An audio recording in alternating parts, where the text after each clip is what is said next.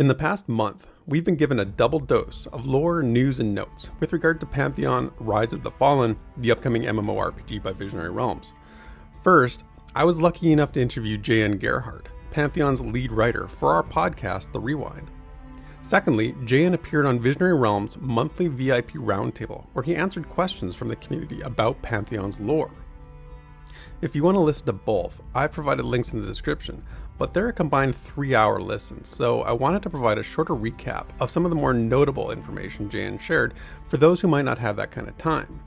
I've organized the information into 2 categories: world lore and characters. So join me as I recap some of the interesting lore as it was revealed by Pantheon's lore master himself, Mr. JN Gerhart. Pantheon Plus. The known map of Terminus looks like this, and this map has been around for many years now, so it should come as no surprise that as the game has been in development, some of the locations may not be where they once were. For example, from a previous VR stream, they noted that Blackrose Keep was moved from its previous location near Thronefast to a place in Kingsreach that was more consistent with the lore. Well, in my interview with JN, he referenced the Tales from the Fire, The One Between the Winds Part 2, a short story in which we learn of Savin, a character traveling to the White Gate, which he noted is where Thalen Greyborn and Dyther's Hand are located.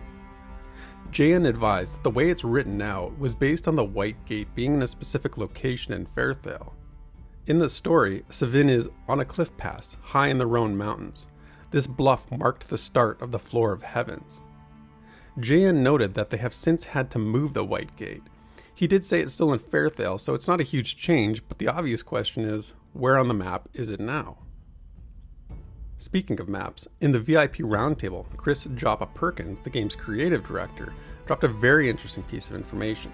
He stated there will be a topographical map, most likely with a fog of war, with the ability for players to make their own notes, while specifying there will definitely not be a minimap. He linked this to feeding into a potential cartography system in Pantheon. Maps are one of those deceivingly small topics that generate a lot of heat, so this is pretty significant. As you may have seen recently, I'm a huge fan of cartography, so this is great news in my mind. Another bit of world lore from the roundtable referred to locations in the Tenebrous Tundra on the continent of Whitethaw. Now, most of this was known already, such as Tel Narsis, the snow dragon, being there, along with the Frozen Sanctum, and Suroa, which is the home of the Archai race, and of course, Amberfate, a zone we've seen on stream. But then JN mentioned the Black Sand Sea. This is a new location as far as I can tell, and I can't find any reference to it in prior lore texts.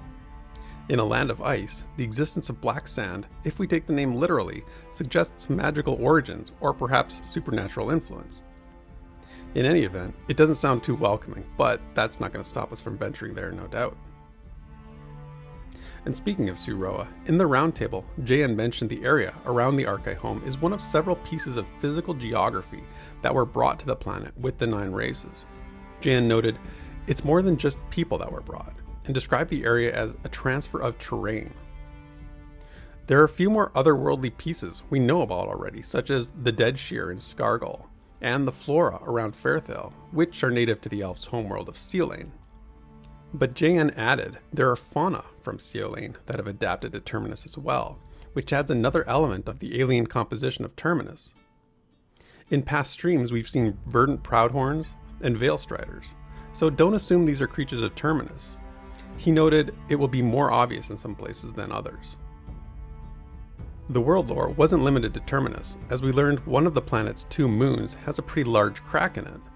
From previous lore, we know the names of the twin moons are Hana and Lada, but other than this, JN was pretty circumspect about the details here. Did this crack appear recently? Is it somewhere players can go? And how did the gnomes cause this? So many questions. From my interview with JN, when sharing some lore on the Dire Lord class, he clarified something that's been hinted at in the lore.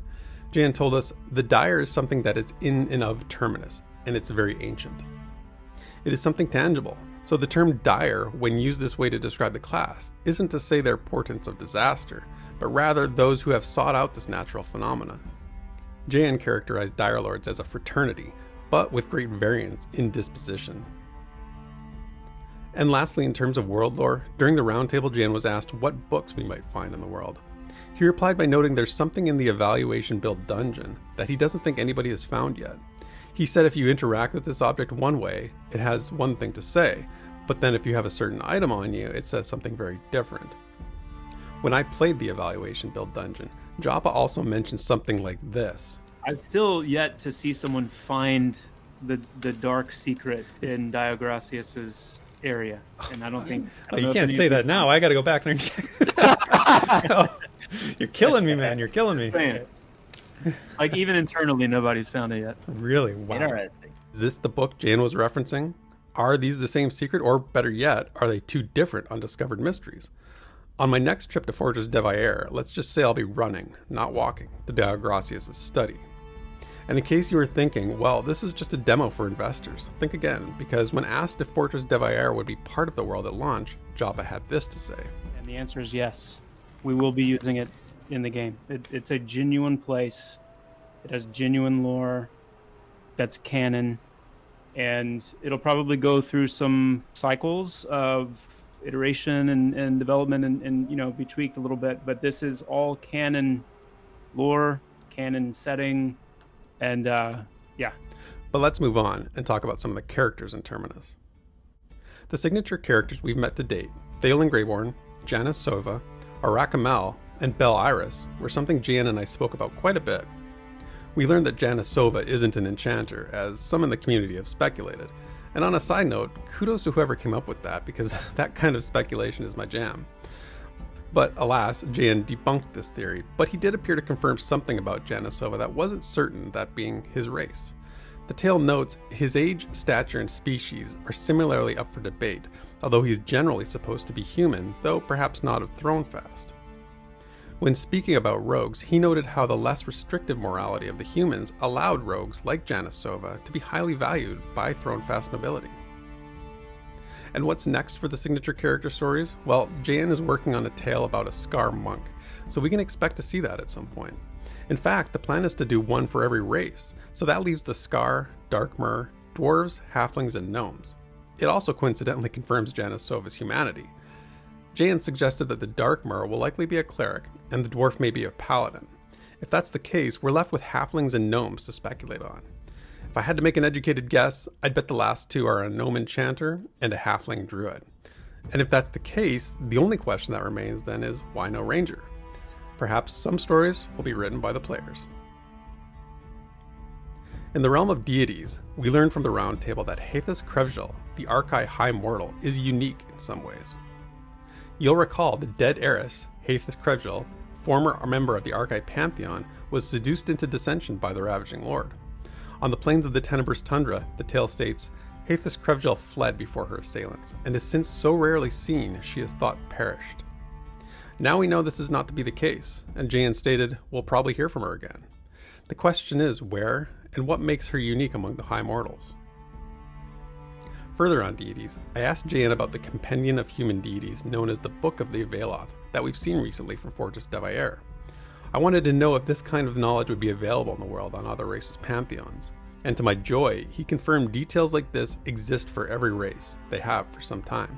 They'll probably be discoverable in-game. And he believes they'll be published before the game launches. He even added to this with a new piece of information about the Scar's pantheon. We learned that in addition to the 9 God, which we know about, Scar also have what are known as the 9 Hates. He elaborated on this a little in the Developer Roundtable, indicating that the full pantheon of the Scar is the 9 God and the host of Hates. He noted every side of the 9 God has an opposite to it. Scar are pulled sometimes helplessly between these two things. However, the Scar do not have a written language, so it's unlikely we'll find the equivalent of the Book of the Avaloth in the world. But information can be conveyed in many ways.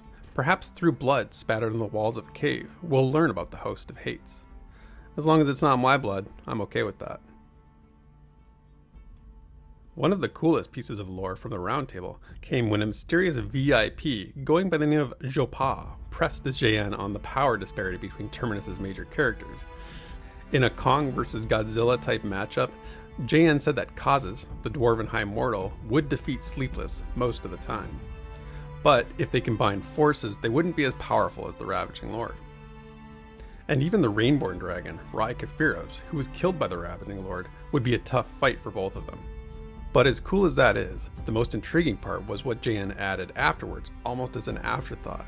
He said the only way this fight could happen would be if they were given permission. Many times we've heard allusions to a supreme power that has oversight over the dragons and the deities of Terminus. The infamous spoken line, "Blood for blood, King, there is no breach," at the culmination of the Deicide War speaks to the need for compliance with its force. In my interview with JN, he commented on the levels of power in the world as well. He described Roknil Thamos, the Dragon King, as pushing the boundaries of mortality. He went on to emphasize the idea of power behind the power, citing the dragon hierarchy laid out in the Night of Five Voices. So whatever this veiled presence is, it appears to wield control over even who can fight with whom. The power behind which there is no further power, if you will. And while the high mortals and dragons may need permission, who is to say we, the players, can't challenge that power? The lore for Pantheon is some of the best I've ever encountered, and I'm beyond excited to get into the game and delve into all the lines of inquiry.